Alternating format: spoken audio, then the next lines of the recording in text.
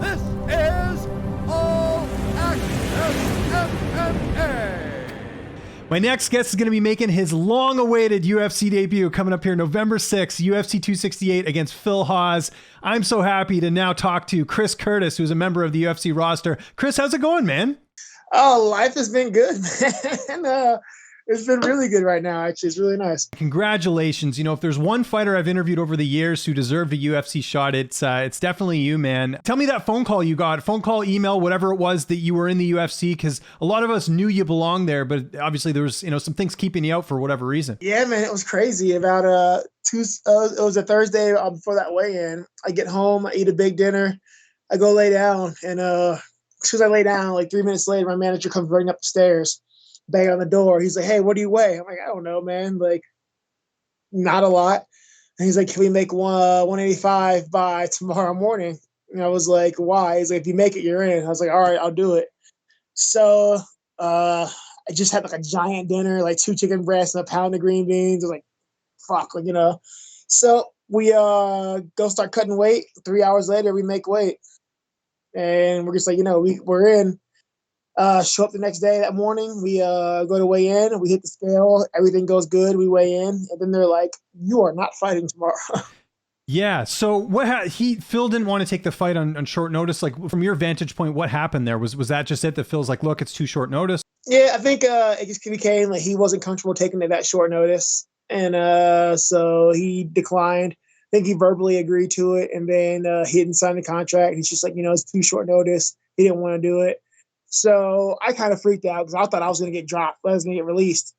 And it's funny because, like, of all people, like, Sean Strickland calls Mick Maynard, like, begging him not to cut me and, like, to keep me on the roster. My management's talking to Mick Maynard, like, come on, man.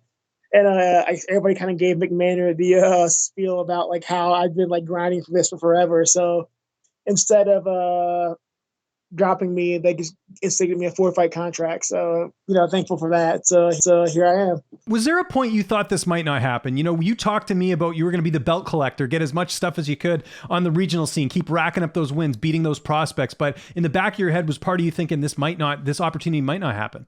I've had that shadow of a doubt for years, man. Like, the better part, I've been a pro for 12 years. I'm trying to get in the UFC for really 8, to where I thought I should be in. And that you have that doubt, that question a lot, like, holy hell, is this ever going to happen? And especially now, I turned 34 and I'm just like, fuck, what am I doing, man? Like, I don't know what I have to do. I'm very old to be getting into the UFC, to be debuting, which sucks to be like the old guy fighting when I started out as like the youngest guy around. So it definitely creeps in your mind. Yeah. Well, like I said, it's good to see you there as well. Now, the most important question in this interview, when you found out that you got the contract and that everything was good and they rescheduled the fight, did you play the Baywatch theme song? I did not because it's funny, man. I was pissed. Like, I was pissed I wasn't going to fight, but they're like, you know what? They'll keep you on. And they were like, we'll try to find you something soon. So, literally, I went and trained that day. Like, I did all my medicals, and then those happened. So I went to practice that day after I weighed in. So I wasn't going to fight. I trained that day. I trained the next day. So I just treated it like another day, man. Like, I train 7 days a week. So it's like, you know what? Fuck it. I'll just go keep working out. Like, there's no celebration yet. People who don't know, you played the Baywatch, or you were singing the Baywatch theme after you won a Contender Series. In case people forget, in case they're like, why did you bring that up? It's a great song, by the way. Yeah. It was, but apparently not the right one. How soon after did you get the fight rebooked and get the contract? I was curious about that. So the fight's off, and then we hear that this fight has been rescheduled for this New York card. Like, it almost seemed like this couldn't be better. You're on this mega card and you get the contract to boot, right? Mega card versus Megatron. Yeah, it worked out nicely. But I think it was like 2 or 3 days later, they're like, hey, you're fighting in November 6th. It wasn't a, do you want to fight? It's like, hey, you're fighting Phil Hawes November 6th. I was like, okay, that's fine. So, yeah, they didn't so much asking as told me, but I was down with it. And last sort of thing before the fight, how much credit do you think goes to your management? I know they've been on the UFC for a while, kind of putting the word in their ear, and Sean Strickland, who I guess should get a little bit of the cut too for calling Mick Maynard, right? It's funny when Sean Strickland goes out of his way for somebody else. Like, Sean's been my bro for years, and like, Sean's lived with me. He's lived with me off and on a few times. he's seen me have like mental breakdowns like over this, so he's well aware of just like how much this drives me insane. And then Lance Spouty and Jason House have been, I know they've been in Mick Maynard's ear for a long, long time, like trying to get me that shot.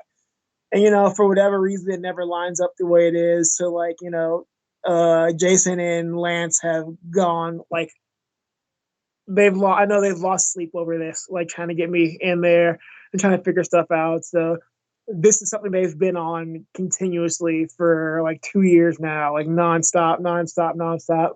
We've had some almost almost calls that didn't fall through. So I mean, honestly, for me, this is great for me, but I'm sure they're just as happy because they're like, thank God. They're wondering like, are we doing something wrong or what's happening? So Phil Hawes, let's talk about him. Obviously, great run in the UFC so far. Like yourself, had to kind of, take a longer path to get to the UFC, in terms of what, him actually getting in. But style-wise, how do you look at this matchup? How do you feel like you match up against him here?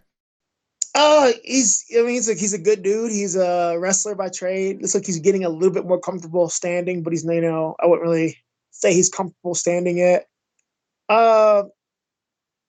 I'm giving up size. I'm a natural welterweight, so I'm definitely giving up some size on this. But I've fought wrestlers before. I think that he's for sure a better wrestler than me. I think I'm a better striker than him. I'm a better MMA fighter than him. And I think that I can out-grapple him, like if they so chose. So I think, honestly, it just becomes dealing with the size advantage. Like, he's a good wrestler with a lot of size. So that's going to be, like, our number one, counter is figuring out how to deal with the size and how to deal with the wrestling advantage. But I think I'm better everywhere else. And you mentioned it there. We talked about it there. Your experience, it's very rare to come in the UFC and have more experience than your opponent. But in your case, obviously, I mean, this was long overdue. How much will that play a role in this fight, do you think, with the fact that you've fought at middleweight before? I don't know if they remember, you fought Matt Dwyer at middleweight. Yeah, I fought a few times at middleweight. I honestly think that's probably why he didn't say, like, why he turned the fight down immediately. Because had I been just a guy off the contenders, he would have said yes and like, okay. But I think the fact that I have so many fights gave him pause, because the more I realize now in this sport, like, you got to kind of fear the experience of certain people. When people have that much experience, it presents a different set of questions and like challenges. So like, if I was some random golf contenders, I'm sure he would have said yes, like hell yeah. But like, he's not, he's got he's not a dumb guy. He's got a smart coach. They were just like, let's take a step back and, like, not rush headfirst into some, here be dragons, and the unknown shit's scary. Like every unknown factors are scary. So like, I kind of see why he would say no. Do you have to cut much weight for this fight? No, man. I actually don't walk. Like I usually walk around sub 200 pounds now. So, I mean, this is going to be an easy weight cut for me. I was eating like close to 3,000 calories a day, like these last 3 weeks. I'll drop down to like 2,400 calories right now. I'll probably end up doing like, maybe 30 minutes in a hot tub, just hanging out, chilling, and it'll be fine. But I won't have more than 12 pounds to lose easy. So definitely giving up some size, but I'm not going to lose anything in cardio, which is nice. And on that note, who you've been training with mainly for this camp? You mentioned Sean Strickland. Who are some of the bodies in the gym that have been helping you get ready for this fight? There's Strickland, there's Puno Soriano, there's Brad Tavares, Maki Patola, been really helpful. Gabriel Checo has been really helpful. John Poppy's a good friend of mine, really good. Aaron Jeffries was a really good body for the guys to help me out as well. There's just a ton of rest. Been doing so much wrestling, it's not even funny, man. But I've got a ton of guys here at Extreme who've just been kind of pushing me and backing me and giving me all the looks I need. So I'm just set, man. Like, that's awesome. So do you get to train at both Syndicate and Extreme like Strickland does? I am Strickland did like I did. I was doing it first. Thank you. Right. Okay. Just to be clear, yeah. I just made the move full time to Extreme a few months ago. About 2 months ago. Okay, gotcha. Yeah, roughly about 2 months ago, 2 or 3 months ago, I made the move full time to Extreme. So I've just been here now. And on that note, who's going to be in your corner for this fight? It'll be Sean Strickland, of course, the road dog, Lance Spouty, my manager, and Nate Pettit, one of my head coaches. How do you see this fight playing out on November 6th? Dude, I want to say TKO round 3. Yeah, TKO round 3, man. And you mentioned it there. I'm assuming after this you're going to go back down to 170. Is that the plan? I don't know, man. I don't know because I genuinely enjoy not going to sleep hungry. I enjoy not starving myself all the time. Uh, we'll see how this goes. If I don't feel bad and everything goes well, maybe we'll spend some time putting on some extra muscle, getting a little stronger. And just if Darion Wing can be an 85er, I can too. The dude's like 5'8". So, well, I guess he's not an 85er, honestly, but whatever. But my biggest issue was being like so short in the division. I'm not that heavy, but if I can put some size on and I don't feel bad, maybe I will. Or if things go sideways, I can always just go back to 70, like, okay, where I should be anyway, where I usually have been. So we'll see how this goes. Because I was going to say, if you're going back to 170, I figured there's probably a name that you could call out immediately. Bilal Muhammad. I was going to say, is that a fight you want back with you and Bilal? That was on the regional scene. I have to accept that I lost the fight. It's one of those things where I have to accept I lost the fight.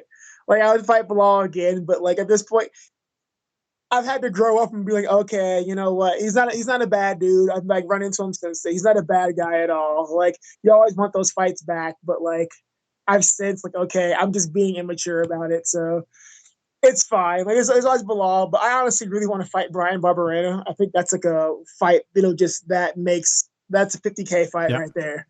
So like I'm here to make money, like a lot of money really fast. So I think me and Brian Barberena can walk away with bonuses easily. A couple more quick questions. We mentioned Sean Strickland. It's too bad he's not fighting on this card. You guys could have fought on the same card together with the fight with Luke Rockhold not happening. I know Sean's kind of angling for a January fight. Is that kind of the sense you get with that card in California? Yeah, that's what they're talking about. It's his hometown. He's a Cali guy, so hopefully he ends up in that January one. I don't think he's fought at home in a long time anyway, so that'd be fun for him. So that's what it looks like it's going to happen, hopefully. And you get the sense he'd fight Marvin Vettori. I know they train together, but that seems like a fight that would make sense because I think everyone else is pretty much booked up other than Jack Hermanson. I don't know many people who Sean wouldn't fight. Like he loves, like, that's true. He loves Sean, Marvin, yeah. And him and Marvin are boys.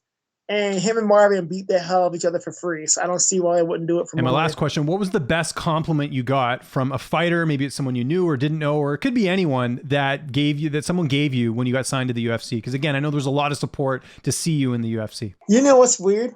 It's not even a compliment. You know what the best thing was about all of this? Is that it's petty. I'm a very petty man. But a long time ago, like a few years ago, my ex, when we broke up, longtime ex told me I would never get signed. And I got signed. My first thought was, gotcha, bitch.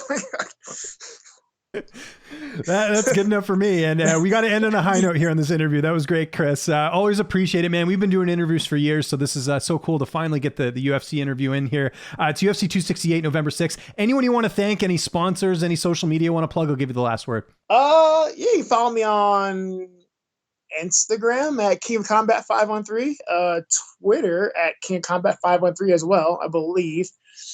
And just big shout out and thanks to my team here at Extreme Couture. They've all been really freaking helpful to me, man. They've been great people. And Iridium Sports Agency for getting me signed after all these years and all the ups and downs and the headaches. Thank you for keeping the faith and always working on it. And that's about it. Everybody else, sponsor me.